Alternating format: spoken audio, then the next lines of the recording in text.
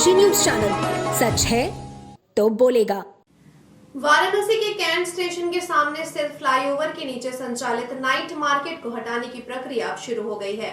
नगर आयुक्त अक्षत वर्मा ने इस मार्केट को संचालित करने वाली संस्था श्रेया एजेंसी को निरस्तीकरण का आदेश जारी कर दिया है। ये संस्था न केवल नाइट मार्केट बल्कि बेनियाबाग और टाउन हॉल के भूमिगत पार्किंग और पार्कों का संचालन भी कर रही थी, लेकिन संस्था के द्वारा अनुबंध के अनुसार काम नहीं किया जा रहा था।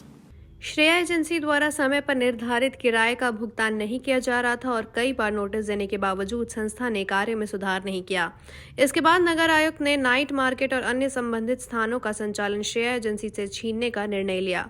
नगर निगम अब इन स्थानों पर सौंदर्यीकरण और पौधारोपण का कार्य करेगा।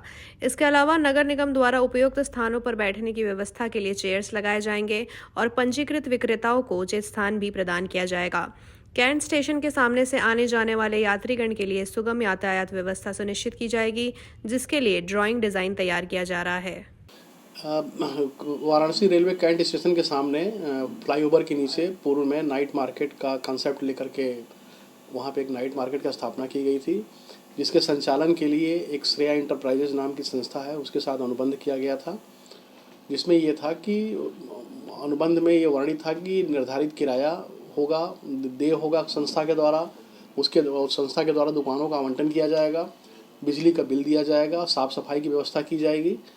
परंतु श्रेया इंटरप्राइजेस के द्वारा इन सभी जो अनुबंध में वर्णित जो क्लास थे उसका पालन समय से नहीं किया गया। किराया भी उनके द्वारा नहीं जमा किया जाता रहा। वहाँ पे गंदगी की जाती रही। आए दिन शिकायतें यहाँ प्राप्त हो रही थीं।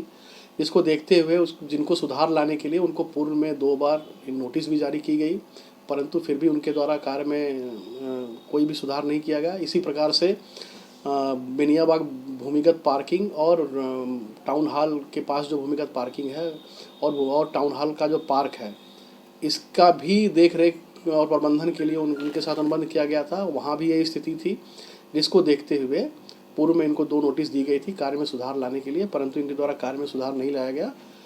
अंत में ये निर्णय लिया गया कि वो चीज़ें यहाँ से हटा करके और इनका अनुबंध निरस्त करते हुए वहाँ पे सौंदर्यीकरण का कार्य नाइट मार्केट के स्थान पे कराया जाएगा। विधिक कार्रवाई कुछ की जाएगी इस एंटरप्राइजेस को लेकर, इस तरह कुछ जो अनुबंध में जो वर्णित क्लास थे उसके आधार पे उनको पूर्व में 2 बार नोटिस दी गई। उसके बाद उनकी जो जमानत धनराशि थी उसको जब्त किया गया।